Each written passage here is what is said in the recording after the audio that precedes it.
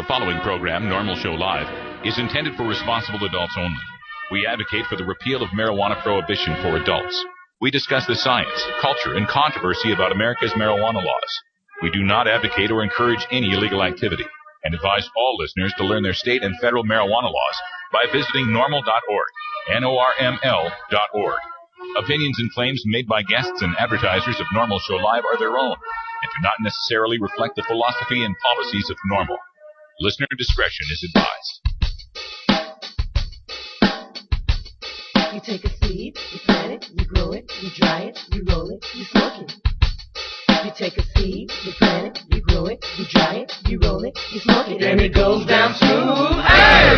Spanning the continent to bring you the truth about cannabis and marijuana law reform.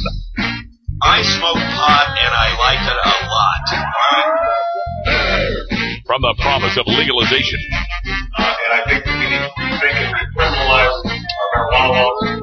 To the agony of prohibition. One major responsibility is to encourage people to use less drugs. The National Organization for the Reform of Marijuana Laws presents NORML Show Live, Marijuana Nation. Now, here's your host, NORML's Outreach Coordinator, Radical Russ Belville. Hello, everybody. Welcome. It is Monday, February 1st, 2010, and it's got to be 420 somewhere in the world. Welcome to the next 60 minutes of news, interviews, comedy, music, and more, all by, for, and about the cannabis community. We are so glad to have you here. If this is your first time, welcome. If you are a returning visitor, thanks for coming on back. I'm Radical Russ Belville, coming to you live from beautiful Potland, Oregon. It's not a typo, it's a way of life. And 90 miles away up in beautiful Astoria, Oregon, my co-host, good friend, and half-half sister, Cannabis Carrie. Hi, Russ. Can you hear me loud and clear? I think we can hear you loud and clear. I'm going to boost you a little bit on the mic there. Let's see how that sounds. How is everything for you today in Astoria, Oregon? Everything's good. We're switching out some computers, so we'll see how the show goes today. Hopefully tomorrow I'll have a nice new computer in here, and it'll sound great. Oh, great. We had the NORML Show Live special birthday party edition Saturday night down at the Cannabis Cafe. A lot of the folks here that are watching the show now were there, and we want to thank all of you for joining us for the party show. The party show was a special gift just to those listeners who were watching it live. We did not archive it. We did not record it. And it was a shame because we had such a great performance from from the Human Revolution. He sat in and did 3 songs on acoustic guitar. And Carrie, I got to tell you, my favorite one is his Michael Jackson cover of Thriller. Trimmers, because these are trimmers. Oh, my God. That was hilarious. You know, he was great, and I was mesmerized by his performance. That was so much fun, Russ. Happy birthday again. Oh, yes. The whole room was just entranced watching him play. And what was really fun, too, is he got into the chat room, too. He's looking up while he's playing, and he can read what people are saying up on the big screen for the chat room. So that was a whole lot of fun. For new folks out there, Cannabis Carrie takes care of our news, which just comes right after this next break. What are some of the headlines we're looking at today, Carrie? Well, today we're going to look at Denver dispensaries that are having a little problem with their business plans. We're talking about a tragic story that happened in Mexico this weekend. And I've kind of skirted around it, but today I'm going to talk about it. We're going to talk about Starbucks. Oh, no, not Starbucks. Okay. We'll get to that. Here in the Pacific Northwest, folks, you got to understand coffee is probably the second most interesting drug up here. So we'll be talking about that. Also coming up in the show today, we will be speaking with Alan St. Pierre, the executive director of NORML. He joins us on the first Monday of every month to give us the forecast for reform in that month. And 2010 is going to be a very, very busy year. All the legislatures are in session. A lot of them are looking at marijuana legislation, whether it be decriminalization or legalization or medical marijuana. So we're going to take a look at all of that with Alan St. Pierre.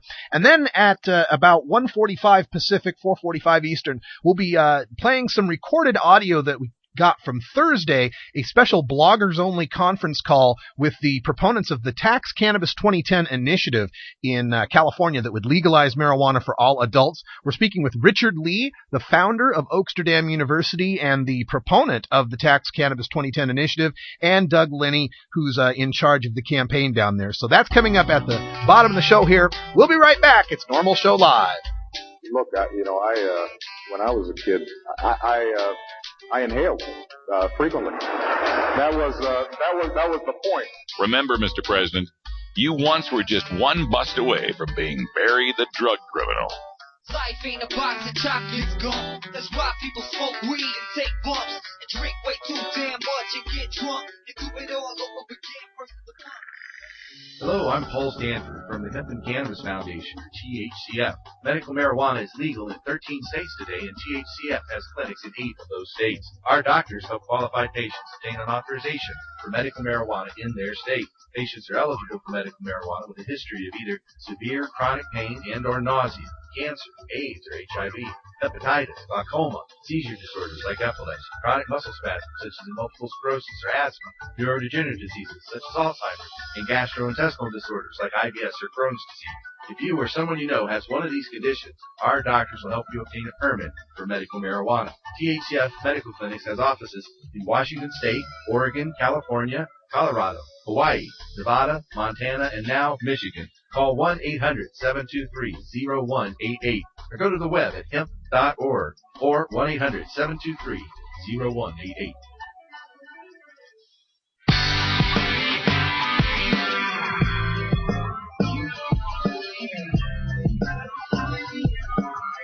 Been busted? Need a lawyer?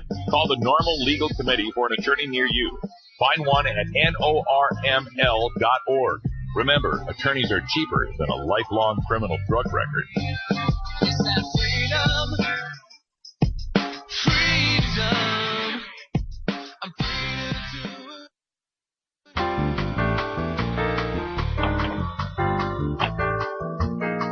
Medical marijuana, industrial hemp, consumer cannabis. It's time for this week's NORML News with Cannabis Carrie. If you own a medical marijuana dispensary, you might have trouble finding a bank you can do business with in Colorado. Dispensary owners are reporting in Denver that Wells Fargo & Company is virtually the only bank in Colorado willing to take their business. Now it seems that even they have turned their backs on the dispensary industry. Christy Brum, a spokeswoman for the banking giant, said that Wells Fargo is examining state and federal laws to determine what the bank's risk is in working with dispensaries. For now, Wells Fargo has stopped opening new accounts for the medical marijuana dispensaries. Their move, according to the Denver Post, reflects a broader uneasiness among banks in the state about working with the medical marijuana industry. Ryan Vincent, who owns a dispensary in Denver, worries that the dispensaries might lose a key ally in their business plans. He says that virtually every dispensary he knows uses Wells Fargo as its bank, largely because the industry has received a cold shoulder from other financial institutions. Tim Powers, a spokesman for the Colorado Bankers Association, agreed that it is unusual for banks to turn away potential customers, but he said legal and regulatory considerations have made many banks uncomfortable working with dispensaries. Federal law requires that banks do not do business with companies operating illegally, and marijuana distribution, for medical purposes or not, is still illegal federally. Regulators have said to use caution, and the banks are now being ultra-conservative. This move could deprive dispensaries of needed stability and possibly force them to operate in shadowy, cash-heavy ways. It's a difficult position for the dispensaries trying to operate a legitimate, above-board business.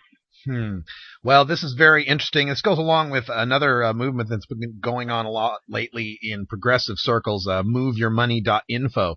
The idea of moving money out of these big banks and taking them to smaller community banks or credit unions. I certainly support something like that, and I support that among the dispensary owners. You know, find the local banks, find the local credit unions that will take your business and bank with them. And I really feel that, a lot of these people are are missing the boat here. It's not a question anymore about if marijuana is going to be re-legalized. It's when marijuana is going to be re-legalized. And there are so many businesses that could benefit from one of the few growth industries that we have left in the United States of America anymore. I mean, when you look at, for example, print publishing, newspapers and magazines and so on, they're all in the tank. They're all dying. They cannot get enough advertising on their pages.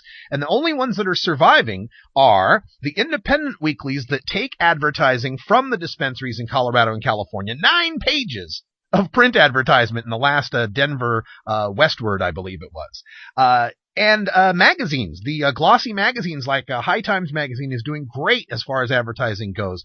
Cannabis Culture, West Coast Cannabis, the newspapers like West Coast Leaf, the Hemp News up in the Pacific Northwest. Now Cush, Colorado has come out. You can't drop a stick in a head shop anymore without hitting 9 or 10 different magazines that are on the shelves. So cannabis consumers, let's think about this. Let's start forming our own cannabis-friendly businesses. Why couldn't some of these dispensary owners band together and form some sort of dispensary owners credit union? We've told the stories before about the medical marijuana patients that get denied organ transplants because they turn up positive for THC, and yet all these organ banks are more than willing to take our organs even if they turn up positive for THC. So they'll take the organs from the potheads, right? But they won't give the organs to the potheads. Well, that's just not right. Why don't we form our own organ banks that we only for potheads and by potheads? How about services lists? I mean, how many people would like to call a maid or an electrician or a plumber, especially an electrician if you're trying to do an indoor grow, and you want to know that service guy isn't going to narc you off to the cops? Wouldn't it be great if we had something like a Craigslist just for marijuana-friendly businesses, marijuana-friendly services, Mary Jane's babysitter service? I mean, these are things to think about. Our money has power, and we no longer need to hide in the shadows anymore when it comes to our business acumen and what we like to do. And a very sad story out of Juarez, Mexico. On Sunday, gunmen burst into a birthday party of teenagers at a private home and opened fire into the crowd. The motive remains unclear, but investigators are now saying it looks like a case of mistaken identity. Those interviewed at the scene said the teens had nothing to do with drugs, and the style of shootings is consistent with the powerful drug gangs in the border city of Juarez. The victims, all students who grew up together, were peacefully attending a birthday party in a private home. The shootings left 14 people dead. 10 of the deaths were victims under 19 years old. At least 14 others, most of them teens, were wounded and remain hospitalized. At a news conference today, Juarez Mayor Jose Reyes Ferez offered a reward of $76,000 for information leading to the killers. The local paper that has been documenting the rash of killings that began in January 2008 had a headline that read, "The saddest day in Juarez." It comes just weeks after President Felipe Calderon sent 2,000 U.S.-trained federal police officers to help restore order in the city. They joined about 7,000 soldiers and other local and state authorities to take on the cartels in Juarez, fighting to control drug distribution routes leading to the United States. It's the world's largest drug-consuming market. Now, Juarez is just across the Rio Grande from El Paso. Well, a sad story with all these teenagers getting massacred by the Mexican drug gangs, and I'm going to riff off of what the blues guy is saying in the chat room here, which is another piece of proof of the DEA's success. President Obama has just nominated Michelle Leonhardt. She's the deputy administrator of the DEA, the Drug Enforcement Administration. She's a holdover from the Bush administration. She has been the acting DEA administrator for quite some time now, at least a year or possibly longer than that. So Obama has decided that the lady who was just heading up the DEA under Bush should head up the DEA under Obama. And why I bring this up is because it goes to what Blues Guy was saying in the chat room here, and that is a piece that we reported on back last year when asked about the Mexican deaths that are going on south of the border in this horrendous drug war. Now probably 14,000 people that have been killed. in this Mexican drug war. When asked about that, Michelle Leonhardt said, well, that's just a sign of our success. That's just a sign that the president of Mexico clamping down on these drug gangs is causing them to get desperate. The violence is just a sign of their success. So, whole bunch of dead Mexican teenagers must be another sign of the DEA's success. This is why I bring the drug war up every day, why I do the work that I do. You know, some people will talk to me and they'll say, what do you do? And I say, well, I'm a marijuana activist. I'm like, oh my God, smoking pot. You just want to get high.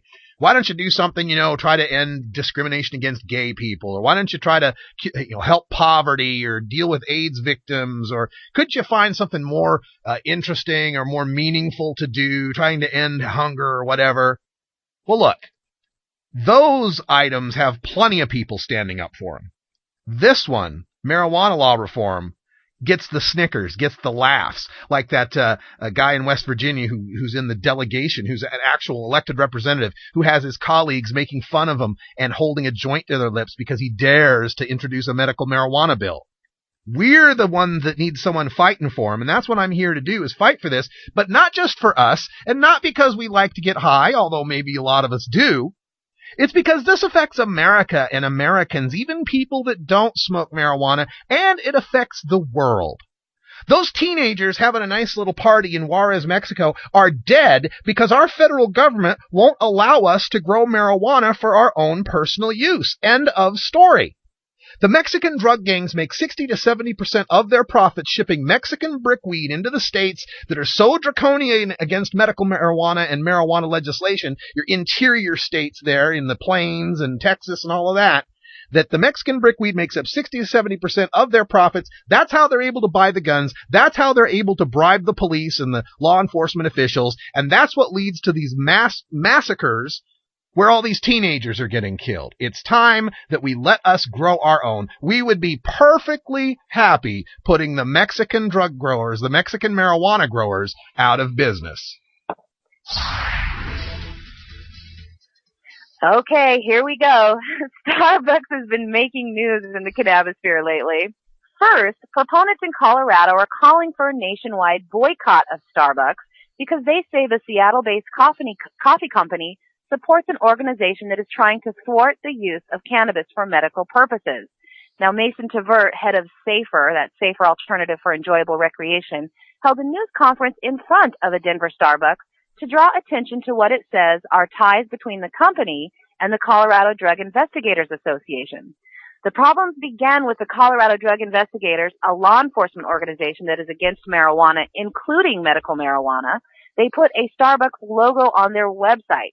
Tvert said in his news conference, it's no surprise that law enforcement organizations and their leaders, whose jobs are dependent on maintaining the war on marijuana, are lobbying to kill state-licensed medical marijuana dispensaries.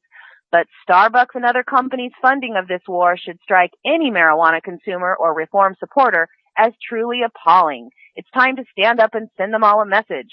Now, Starbucks had responded saying that the effort was misguided because the company does not provide financial support of the law enforcement group. Okay, well, now Starbucks is in the news again, this time because the Office of National Drug Control Policy posted on their website that there were more medical marijuana dispensaries than Starbucks in San Francisco.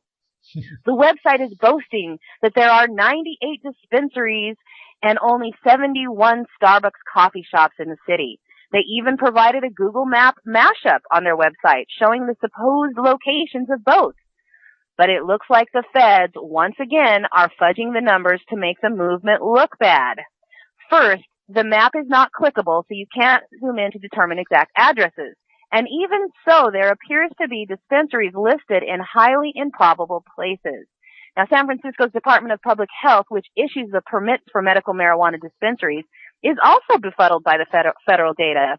It was extremely incorrect, said Larry Kessler, a senior health inspector at the department. Now, the DPH lists 24 dispensaries in the city that either have permits or are trying to obtain one.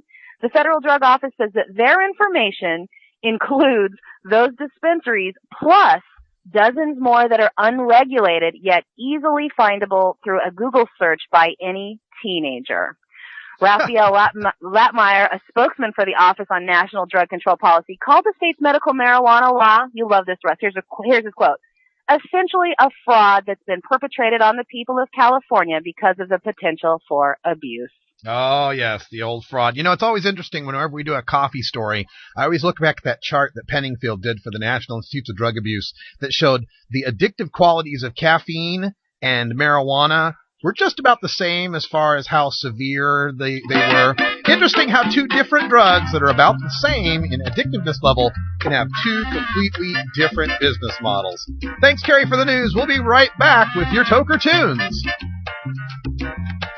It's 20 after the hour, and we have to take a short break, if you know what I mean. Please support these sponsors who support NORML Show Live. Oh, have you ever met that funny reefer man? A reefer man. Have you ever met that funny reefer man? A reefer man. If he said he swam to China, he would sell you South Carolina. Then you know you're talking to that reefer man.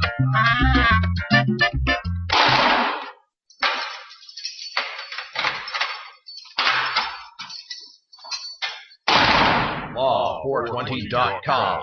Hello, I'm Russ Belville, Outreach Coordinator for NORML. In my job, I read literally hundreds of headlines each month involving nonviolent, productive citizens whose lives are ripped apart by a marijuana or drug arrest. Many citizens could avoid arrest by refusing police searches and remaining silent, but police are well trained to confuse and intimidate. That's why you have a right to speak to an attorney before answering any police questions. I hope you never need to exercise that right, but if you do, make your first call to the law offices of John C. Lucy IV.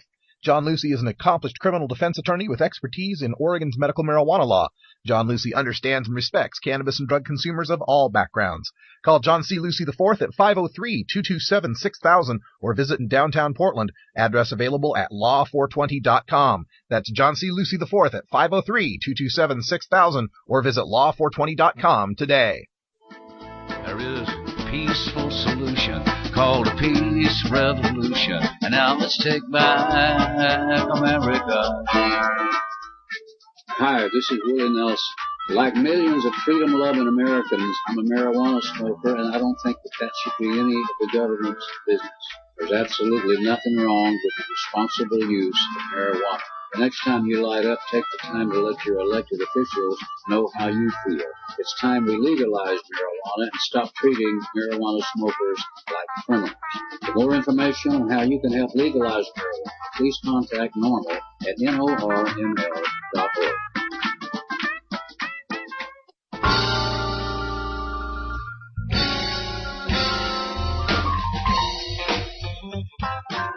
It's time for your daily Toker Tunes, the best in 420-friendly music from all genres that uplifts, entertains, and informs the public. Our pod-safe music is donated by freedom-loving musicians who support our goal of ending adult marijuana prohibition. Today we bring you tunes for Roots Monday, our celebration of the music that evolved into the popular modern music of today. We pick the best of blues, country, folk, and jazz with a 420 feel and serve it up for you every Monday. Brought to you by PlanetFantastic.com and Bella Blue Tie-Dye Fashions. If you'd like to submit your song to be played on NORML Show Live, send it to us at stash@norml.org. Now, here's some great independent marijuana music for today's Daily Toker Tune. We love it when we get across to Roots Monday. Love all of these Roots tunes. And Cannabis Carrie, in addition to doing our news every day of the week, on Mondays brings us our Roots Monday tune. You can catch her own radio shows up at coastradio.org. Carrie works up there in Astoria on community radio, playing folk and all sorts of great stuff up there. And check out her website, which is CannabisFantastic.com. CannabisFantastic.com, cultured cannabis for the cultured cannabis consumer. So, Carrie, what do we got on tap for tunes today? Well, today, our Roots Monday Toker tune, we get to hear some good old-fashioned Americana with some homespun reefer jazz by the band, the Two-Man Gentleman Band. The song to start out our week is aptly titled, Me, I Get High on Reefer. Now, the two gentlemen in question are bassists Fuller Condon and Andy Bean. It's part swing, part vaudevillian, and their infectious energy makes it 100% fun. Andy Bean pounds out intricate rapid-fire chord changes and melodies on an assortment of antique four-string guitars and banjos, and Bassist Fuller Condon dances around the fingerboard with a punchy, driving style that renders a drummer unnecessary. They have played for at least 3 years around the country, honing in the art of the live show and catching the attention of big names like Bob Dylan and Willie Nelson, for whom the Gents opened for a few shows last summer. This song is sure to be a classic on Russ's magical music wheel that he spins before and after Normal Show Live. You can check out their website at the2gentlemen.com for more music comedy and see if they're playing anywhere in your area. Their live shows look like they're a blast, so if they're playing near you, please go check them out. All right, here we go with Me. I Get High on Reefer.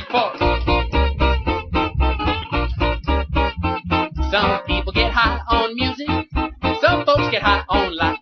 Some girls get high about getting husbands. Some husbands get high when the wife's not looking. Some folks get high on being downhearted. They love to moan and weep. Me, I get high on reefer. Then I fall asleep and I dream about an island in the Caribbean, holding hands with you beside the sea. And I wonder, who do you dream about when you put that reefer in your mouth? In my dream, you dream of me.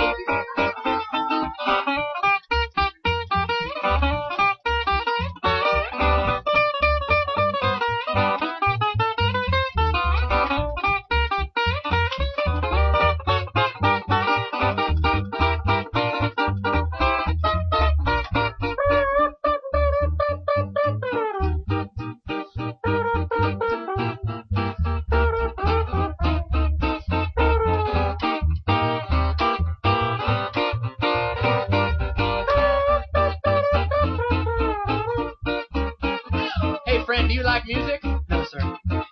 Friend, how do you feel about life? Not good. Friend, do you ever think about settling down? Getting yourself a nice wife? Kill myself. Do you ever feel downhearted? You love to moan and weep.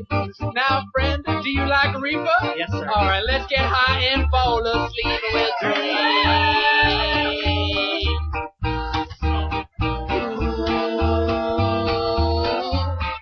Yes, I wonder, who do you dream about when you put that reefer in your mouth?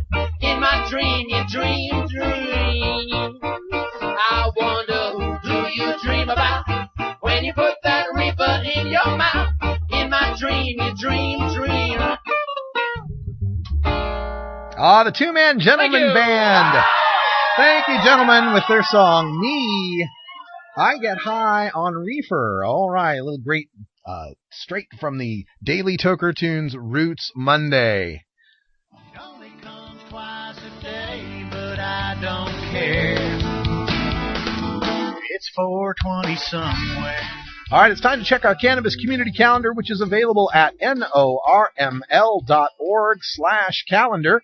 And I would read this immediately if the internet would cooperate, and it does not wish to. But Reverend Ray Green had some information he wanted to get out for everyone in the state of Iowa with regard to their hearings. The state of Iowa's Board of Pharmacy has been required to come up with hearings to determine the medical efficacy of cannabis. And this hearing that is going to take place is going to evaluate whether cannabis should be removed from Schedule 1 and moved on down to Schedule 2 or lower in the state of Iowa. There's been a rescheduling of this event and a new venue that they're looking at, so we'll have to get that information up on the chat room here in just a moment.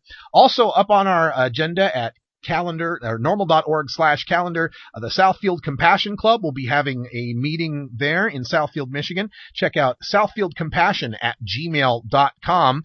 On Thursday, the University of New Hampshire NORML is having their meeting. This will take place at MUB room 334. For more information, send me an email at stash@norml.org.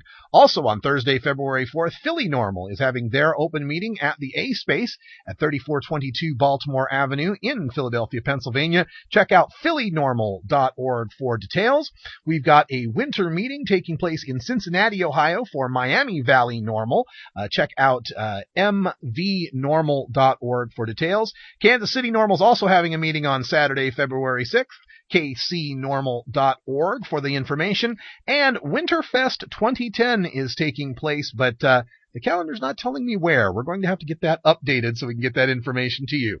For more, including websites, email addresses, phone numbers, and every bit of information you need for these events, check out the NORML calendar of events at norml.org/calendar. We got to take a break. We'll be right back. And at the bottom of the hour, Alan St. Pierre, the executive director of NORML. If I were to tell you that in America, right now, over 1 million children sell marijuana, what would you think? Would you think that any public policy that creates over 1 million teenage marijuana dealers needs to be re-examined and possibly amended? You would not be alone. The members of the National Organization for the Reform of Marijuana Laws, aka NORML, have been working since 1970 to reform marijuana laws such that responsible adults, not children, sell and use marijuana. Isn't it high time to reform America's misguided marijuana laws? This is Alan St. Pierre, Executive Director of NORML in Washington, D.C. Only concerned citizens can effectively end the federal government's nearly 70-year-old prohibition on responsible adult marijuana sales and use. Want to know more about how you can help? Contact us at NORML, toll-free, 888-67-NORML, or by visiting the organization's popular and informative webpage at NORML, NORML.org. Starfish Designs, makers of the original Gandalf. I'm Radical Russ, and when I want to relax, I always have my 17-inch long original Gandalf from Starfish Designs nearby. The hand-blown borosilicate glass is strong and easy to clean, and the design is sleek and sophisticated. Starfish Designs are available from Bend, Oregon at a glass retailer near you. For locations, call 541-788-GLASS. That's 541-788-4527.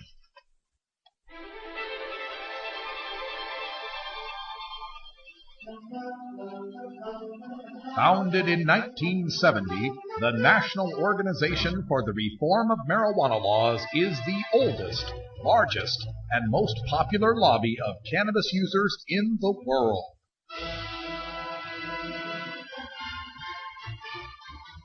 From our Washington, D.C. offices, we lobby our federal government, and from our chapters nationwide, we lobby our state and local governments to end the war on American citizens who choose to use cannabis responsibly.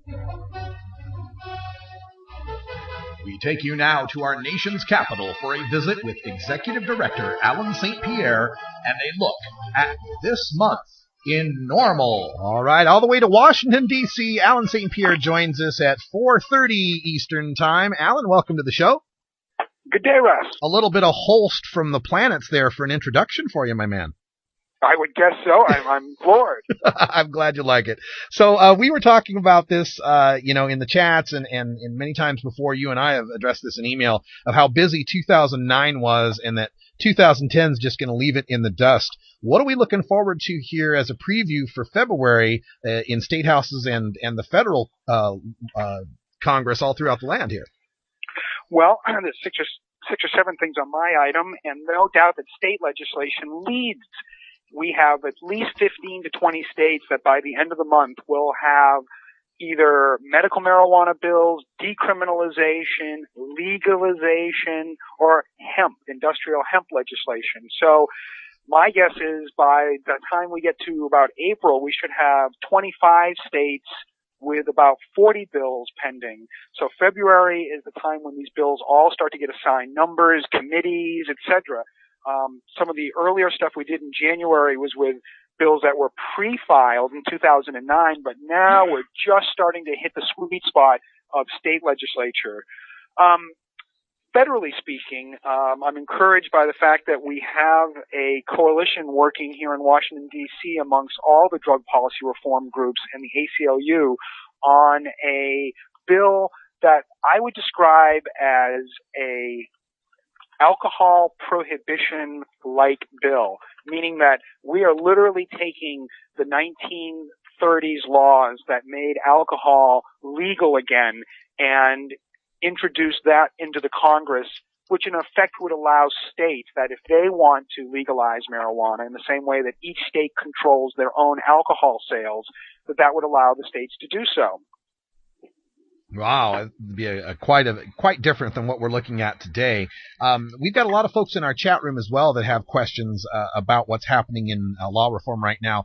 Coming up at 1:45, we've got a discussion with the folks from Tax Cannabis that we recorded on Thursday with regards to the citizen initiative to legalize marijuana in California. And some folks were asking when California re-legalizes marijuana in November, what happens to all the people that are currently incarcerated for marijuana in California? Good question. There is nothing that, as far as I know, that in the text of the submitted initiative language, that there's anything about letting prisoners out or reparations or anything such. There have been similar clauses in legalization efforts in the past, notably in Alaska 3 to 4 years ago. Had Alaskans passed the initiative up there, it would have swung the doors open immediately to those who had gone to prison for cannabis-only related offenses, and would have actually provided reparations in some cases. So that doesn't seem to be in play in the language that Richard Lee and others have proffered. However, it seems really logical that if this were to pass, one of the first money-saving, compassion, moral things to do in California is to immediately review the ledger to figure out how many people are in jail for cannabis-only related offenses and let them out immediately. Yeah, you'd think that would make sense, and I'm thinking once that California does pass relegalization, it'll just seem, such a grave injustice to keep people in prison if that's the only reason they're there. We're speaking with Alan St. Pierre, the executive director of NORML in Washington, D.C., and we're just previewing what's going on in marijuana legalization and other reforms throughout the country.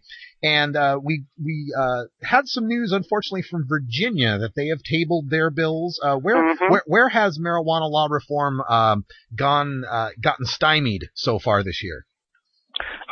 Certainly Virginia is the state that immediately came out and did not move forward. I don't think there's many other states that met such a quick end. I think many of us who observe what goes on in Hawaii realizes that many bills are introduced every session in Hawaii and very few pass. So I don't know that many of these are going to move forward in Hawaii. But Washington State has already had a decriminalization and a legalization bill heard at the subcommittee level, and while the Speaker of the House doesn't seem very keen on them moving and assigns them to committees he knows they'll die, there could be a chance with a reinvigorated effort by NORML, Washington State NORML, the Civil Liberties Union up there, to get at least the decriminalization bill back for a second hearing and potentially to pass this year. Legalization in Washington seems quite dead. That's too bad to hear. You're in Washington, D.C., of course, and they passed a medical marijuana initiative in 1998. Just recently, the appropriations bill has gotten passed to allow D.C. to go forward with that medical marijuana. What is the state of Washington, D.C. medical marijuana, and are we looking at dispensaries anytime soon? The 11th of February will be the first city council hearing. NORML will be testifying, of course. And this will be the first of what could be many public hearings.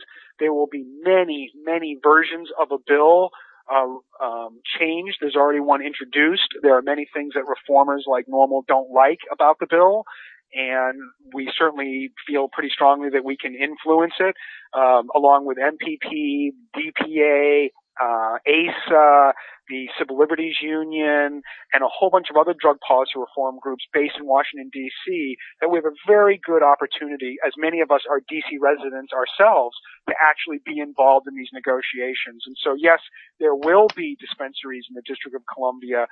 My guess is they probably will not be open until about the 1st of September, maybe sooner if the council moves quickly. All right, that looks good. We got some questions coming in here on the chat room for Alan St. Pierre, Executive Director of NORML, and a chatter going by the name of Zona2 asks about medical marijuana and the way that it is taking hold and now, spreading to some East Coast states. Do you see medical marijuana in any way taking away people's attention or efforts toward the fight for full legalization for all people? Yes and no. Yes, it does take away the efforts, particularly when you're lobbying legislators, because when you're lobbying them, they tend to only want to focus on one subject matter. They don't really appreciate the nuances here between decriminalization, legalization, medical marijuana. Medical marijuana enjoys by far the most amount of support in this country, politically speaking. So for the last 10 years, medical marijuana has clearly been at the vanguard, and decriminalization and legalization had to take somewhat of a back seat. Bittersweetly, these crushing economic times we're all living through have really sharpened politicians and their staff's attention on the economics of decriminalization and legalization, which is why I think a number of states have introduced those bills, and many more will in the ensuing years. So, yes, in the short run, medical marijuana does take away some of the effort and attention that otherwise would be poured only into decriminalization and legalization. But there can be a good argument made that we probably wouldn't have as much support for decrim or legalization if we hadn't had, in the case of California, 13 years. 1 out of 8 Americans live in the state of California. So as they have become used to, as they have matured with medical cannabis, it logically follows that they're also keen on legalization, which they are the state in the country that supports it the most. All right. Another question coming in from the Blues guy, who wants to know about the states that have dormant medical marijuana laws because they rely on the word prescription. And is there any effort, or what could we do to revive those dormant laws? Very good question. In the 1980s and early 90s, 36 of the 50 states passed what I describe as memorializations, or sort of dead letter law bills that were not effective if either they relied on the federal government to reschedule marijuana, or, as the emailer indicates, uses the death word prescription in this legislature, because for those not in the know, a doctor can recommend cannabis, that's a First Amendment right, but to prescribe cannabis or to prescribe any one of 400,000 pharmaceuticals in the United States, that is an interface between the Drug Enforcement Agency and the FDA, the Food and Drug Administration. So what has to be done in the future in states, notably Virginia, is legislation has to be passed that changes simply the word from prescription to recommendation. However, as you indicated earlier, Russ, we have the bill tabled in Virginia this past week, despite us bringing to the sponsor's attention the fact that he himself, a pharmacist, wrote the bill, and he felt very strongly that the word prescribed needed to be in there, but we let him know that no one in Virginia will be able to actually get cannabis because there is no prescription, there's no legal source for it. The FDA hasn't allowed it. So it's so important that we change the words from prescription to recommendation in every state where it's applicable. Would rescheduling of marijuana down below Schedule 1 into Schedule 2 through 5 make a difference for that? Only if they were to say that they were doing it effectively and not to rely on the federal government first doing it. And if I'm not incorrect, every single state that rescheduled marijuana from 1 to 2 or 3, they all do it reliant upon the federal government first changing the laws, because frankly speaking, and if the Supreme Court decisions of 2001 and 2005 are meaningful, that is the law.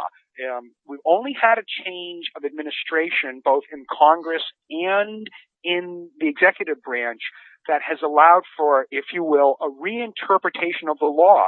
No medical marijuana laws have changed whatsoever here at the federal level, but clearly with the Democratic Congress 2 years ago coming in, and 4 years ago, and the Obama administration coming in now, that they have decided to take the slightly take their hand off the weight that the federal government has unfortunately put upon the states. Well, time for one more question with Alan St. Pierre, Executive Director of NORML. This one comes from New Jersey Leaper, and he wants to know about, I believe he's talking about the Senator Webb crime bill, the Federal Crime Committee. Any estimated time on that? No, other than Mr. Webb and his cohorts are very keen to keep moving this bill, and they seem to have broad bipartisan support. And as NORML had been agitating from the beginning of Obama's administration, that while we surely want marijuana legalized, no one should doubt that, but in the small political steps it has taken over 40 years almost to get there. Commissions, national commission reports are crucial to give politicians at the federal level, media, opinion makers, and other institutions cover, if you will, acknowledging that there need to be these changes, that experts come together and acknowledge there's been changes in technology, changes in culture, changes in the law, and we're very confident that as all other commissions going back to 1888, when the question comes up around marijuana and the law, all commissions always opine that it should be either decriminalized or legalized. All right, that we'll have to leave it at that. Ever wonder how often to change your bong water? Thanks, Alan. The most effective My method for making pleasure. hot Take brownies? care. The best destinations for a ganja getaway. How to hide herb in your car. Whether to grow your own. How precisely to legalize it. Or how something as wonderful as marijuana ever got to be illegal in the first place. Finally, you can find all these answers and much more in the official High Times Pot Smoker's Handbook, featuring 420 things to do when you're stoned. Since 1974, High Times magazine has covered marijuana in all its aspects and wonders, from cultivation to legalization to the herb's enduring and exalted place in popular culture. Packed with inside information, the official High Times Pot Smoker's Handbook rolls all of this collected wisdom together into a single indispensable ganja guide, including an entertaining look at marijuana's history, profiles of herb-friendly travel destinations and festivals, favorite potluck recipes from the High Times staff, smoking skills, advocacy and activism, essential marijuana movies and songs, profiles of famous cannabis strains, comprehensive growing information, celebrity endorsements, and much more. This is truly, finally, the ultimate guide to green living.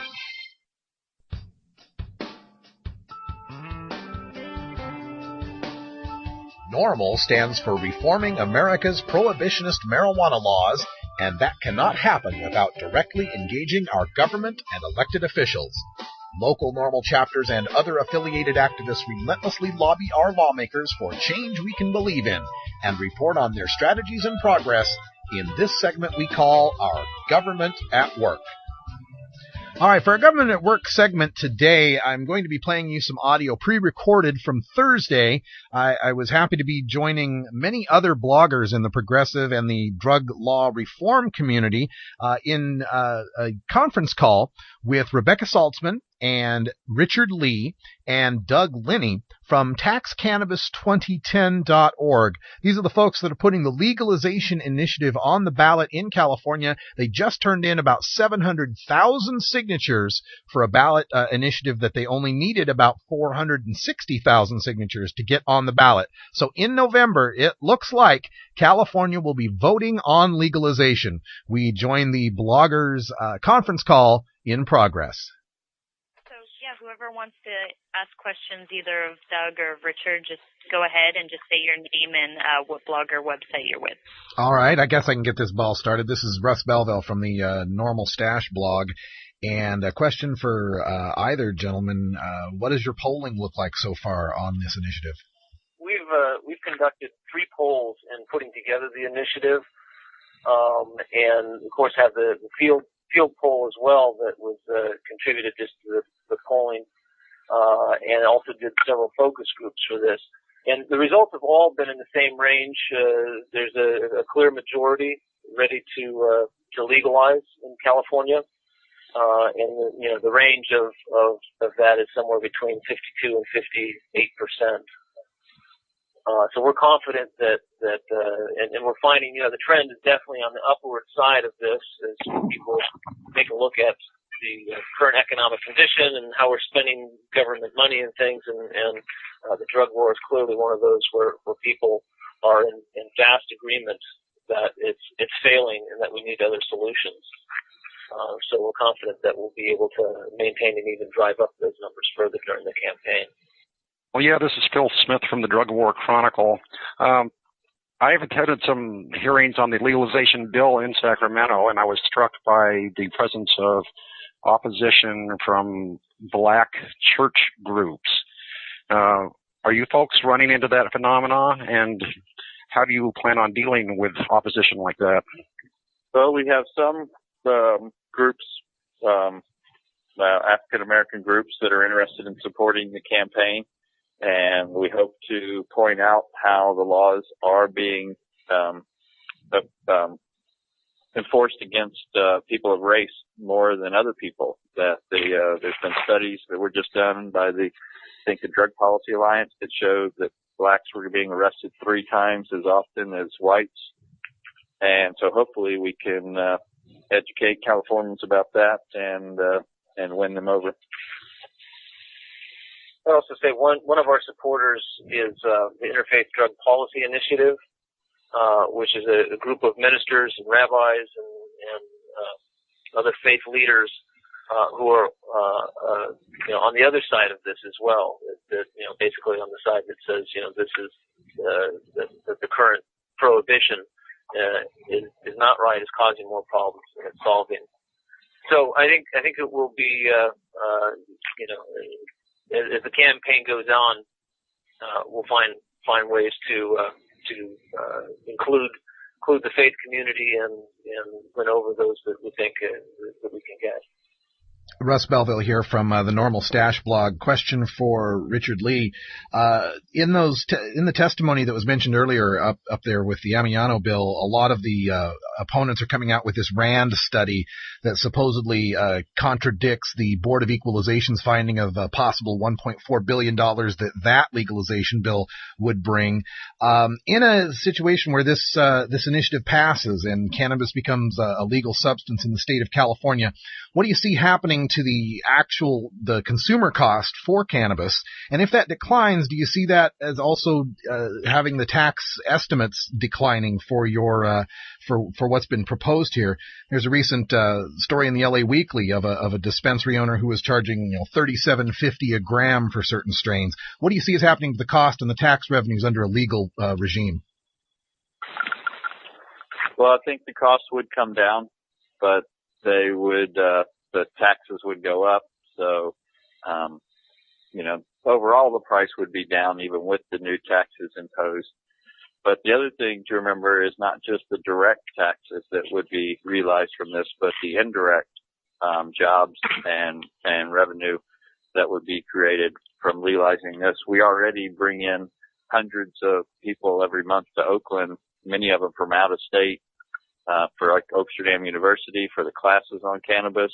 And so they stay at hotels and buy gas and things like that. And I see tourism and jobs, being indirectly created today. They're opening up a big hydroponic store in Oakland.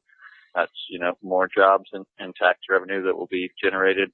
So, I think, you can't just look at the direct taxes, but you got to think about the indirect also. Phil Smith, Drug War Chronicle. What do you think it's going to cost you to win this thing, and how is fundraising going? Well, we hope to raise around $10 million, and we're working with Blue State Digital, Obama's internet fundraising team, internet site team, and so we think we'll be able to raise that money nationally because people know how important this race is. And so if we just get a little bit from a lot of people, we can raise that amount. Doug, do you want to add anything?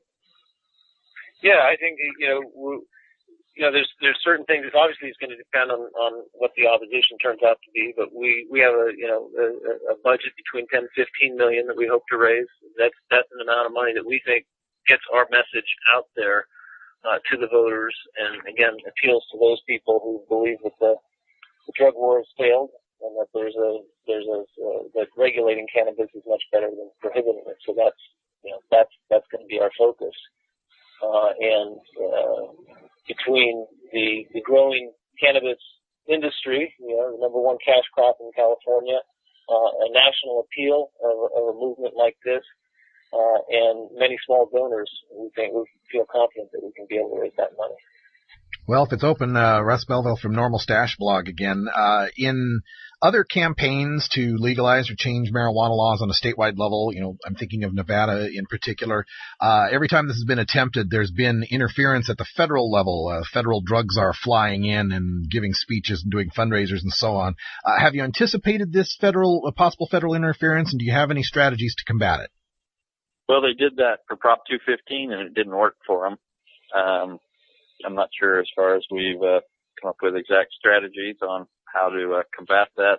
But the initiative is written so that it won't be thrown out in court because it violates directly with federal law. It doesn't require anybody to break federal law. It doesn't require the state or any city to break federal law. And so we feel confident that it will survive any challenge in court.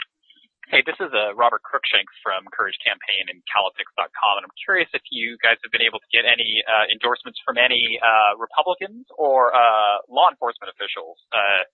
I'd like to think that progressive support would be sufficient, but I'm just curious if there's anyone from the other side who has stepped up to embrace this. So we're working with LEAP, Law Enforcement Against Prohibition, and go ahead, Doug, I'll let you take it.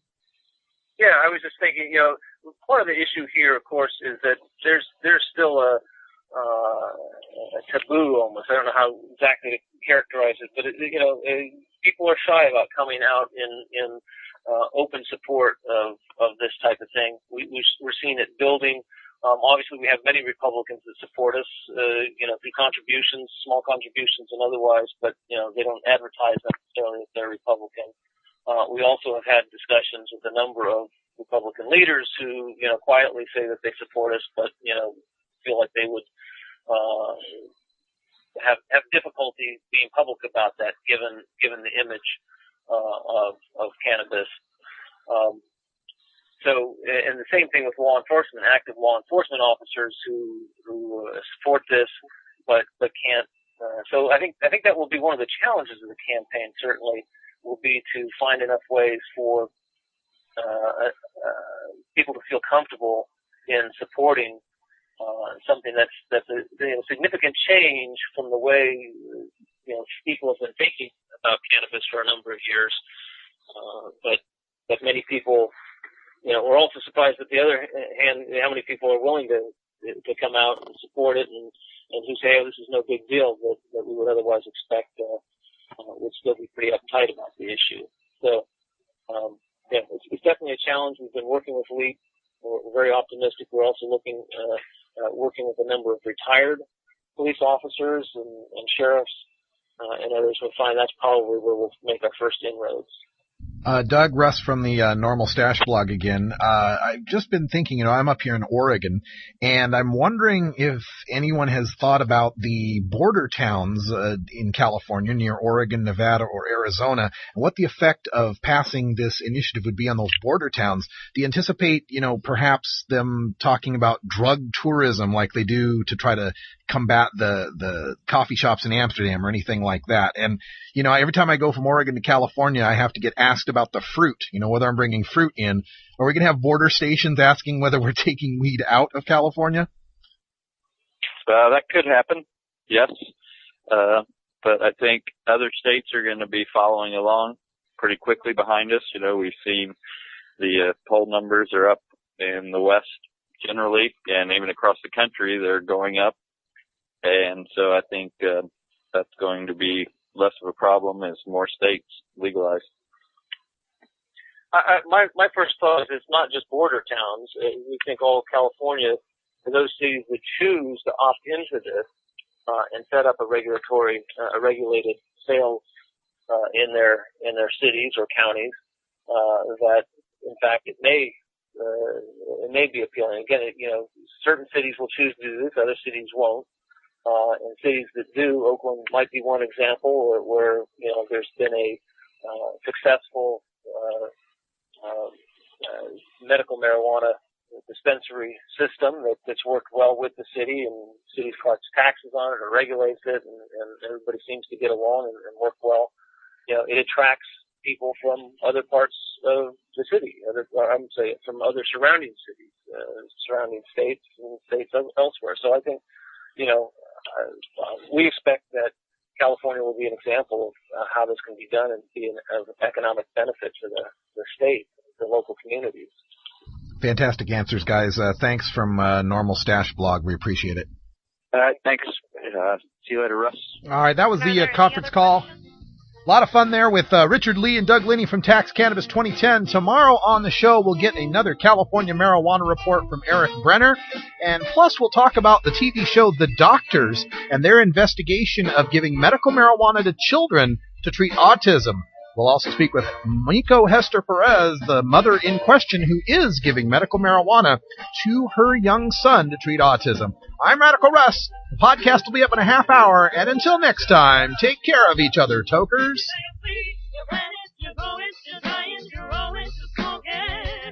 You take a seed, you plant it, you grow it, you try it, you roll it, you smoke it. You take a seed, you plant it, you grow it, you try it, you roll it, and it goes down smooth.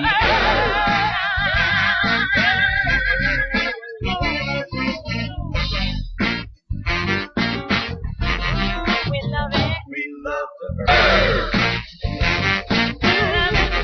This is NORML Show Live, the voice of the Marijuana Nation. Take it out one more time.